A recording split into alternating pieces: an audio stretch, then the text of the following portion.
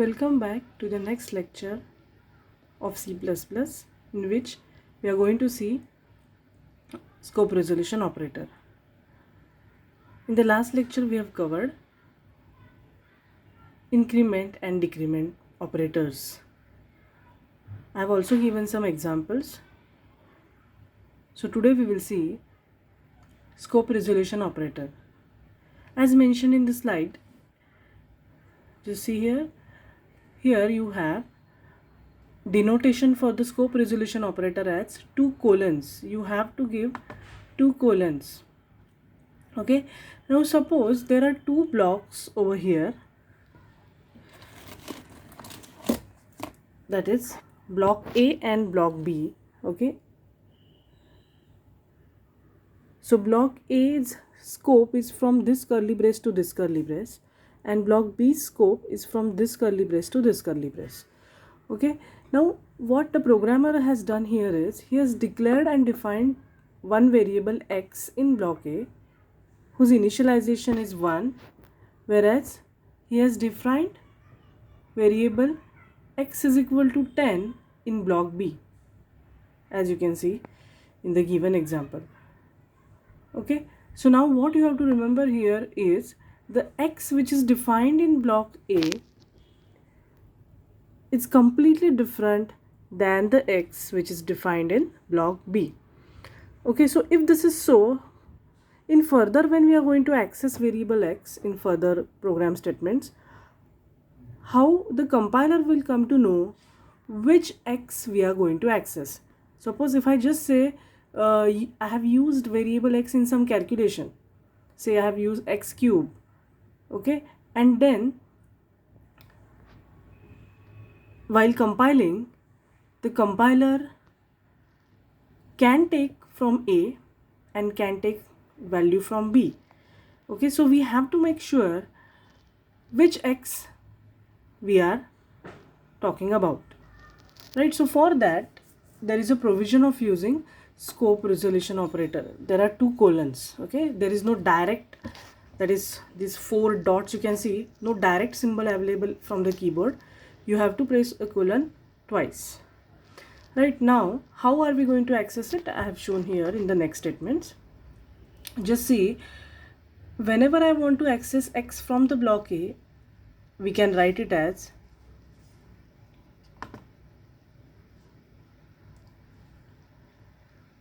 like this: A scope resolution operator and x, which will help us to access x from A. So compiler will come to know this x is from block A, whereas when I access this B and the scope resolution operator and B from x, then the compiler will come to know which block x the programmer intend to access. Now this facility or this operator is allowing the programmer to choose variable of his own choice, and independent of what name he will choose, definitely they have to be following the valid identifier rules. But independent of what name can I use, right? I can use the same variable name n number of times in various blocks, but while accessing them we can use this particular operator and the block name. Now what is this block that we are going to see further? That is upcoming topics.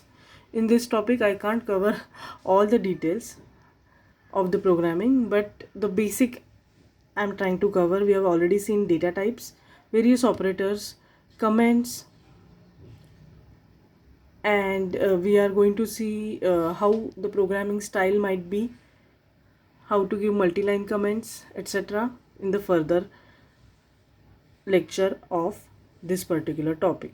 So this is all about scope resolution operator. So we have covered the operator topic. There are some operators need to be taught to you at the appropriate time.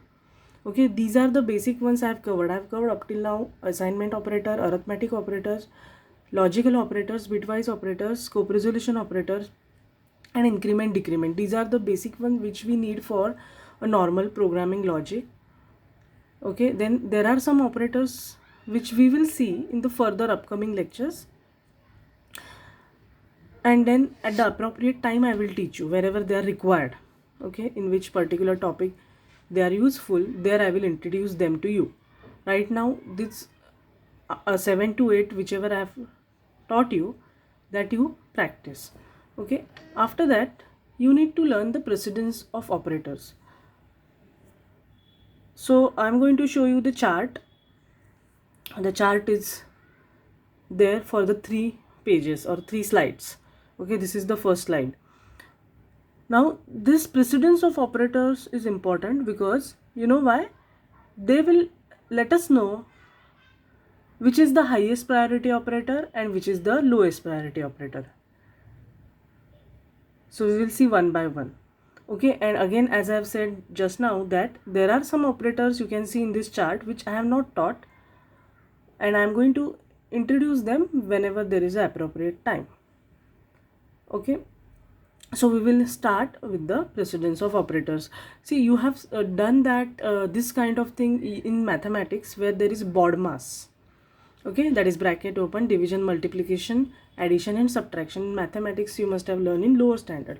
Similarly here, when there are multiple operators present in a single line, then what should be their resolution order? That we should know, and for that you are going to learn the precedence of operator. So in the starting or beginning with, we have the highest precedence operator. We will move forward, and going on we will have the lower precedence, and then later in the end we will have the lowest precedence operator. Okay, so the very first operator you can see it as I've covered it today in today's lecture, which is scope resolution operator, is the highest precedence operator in all the operators. Okay, the next is dot operator.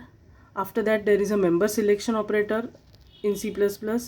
After that we have array indexing, square bracket parenthesis, square brackets. Then function call is round bracket, you have seen in main function. Then prefix increment and postfix decrement are the one. After that there is not, right, unary minus operator. So these are few operators according to their higher to lower order. Then in the next page we have these arithmetic operators, multiply, divide, remainder of the same order. Then addition, subtraction. Then insertion, that is for C out, and then extraction for C in, console input and output के लिए. This is the precedence. So again this is of higher than these, right? Multiply, divide, remainder, that is modulus operator, is of the higher precedence than this, like that. Then the next page we have is relational operators, less than, greater than, less than, equal to, greater than, equal to on this single line. After that we have equal to, not equal to, ampersand, that is logical and, logical or, this we have seen in the earlier lectures. So this is the order, again highest to lowest.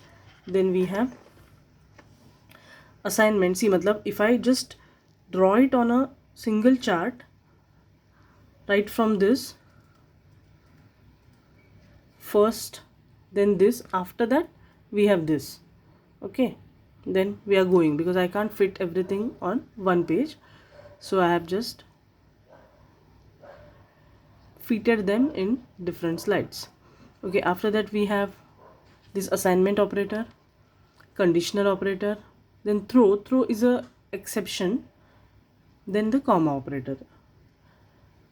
So this is about precedence. This is the lowest precedence. Okay, so if at all, if something is there along with the comma operator, any other operator, then comma operator has to be given priority least, and scope resolution operator is having priority the most, like that. Okay, I hope you understood this. Now today we will see the comments and their importance. What is the actual use of comments? They are used to document the parts of the program. So they are intended for the person actually who is reading this source code for the program. So we can write in the comment what is the purpose of the program, why this program is going to use this variable, so we can describe them and can explain the complex sections of the code, that why you have done this much calculation, or what is the use of this formula here. Have you calculated some interest rate using this formula, or what, why you have used this formula. You can explain the complex sections of the code using comments, right? But as I've explained in the my very first lecture, the C++ program structure is, it is ignored by the compiler. They are non-executable statements. Now if I want to write a single line comment, we have to give 2 slashes like this. So see, if you declare the variable as int length 12, then we can say that length is in inches. That means I can write the comment there. Int area I have used to calculate area, something like that. Okay, now when we want to use multiple line comments, what we can do is we can begin it with slash and then asterisk sign. We can write whatever para we want to write, or multiple lines of the statements, and then we can end it with asterisk and then the slash. Okay, so we have to begin with slash and the asterisk, write the statements. The whole para will be commented or will become non-executable statement.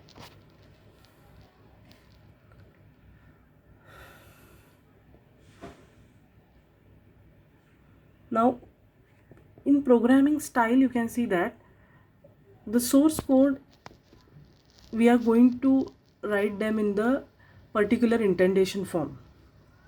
So visual organization of that source code is important. We can use spaces, tabs, blank line. They won't affect syntax. Syntax means particular rules of the program, and we have to see that the source code is readable. Okay,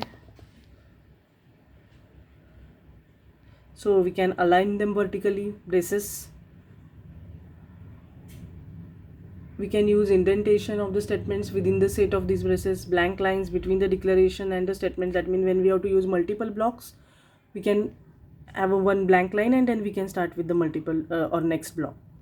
Okay, we can write comments like that. So that's all for today's lecture. In the next lecture, we are going to see manipulator functions. I'm just giving you idea that these are used to format your output. Programming logic is where we are going to use control structure. With the help of control structure, operators and data types, we are going to adopt programming logic. But these manipulator functions is just used to format the output. That is how you want the output given to the clients after you develop the program. Okay, so we will see that. In short, I'm going to cover this because manipulator functions, you're going to use them after you know the logic of the program. So your main importance is you should know how to develop the logic by yourself in the beginning. So this I'm going to cover quickly, and then we will start with the control structure in the next lecture, which is very important topic with respect to C++. Okay, so thank you for today. Take care.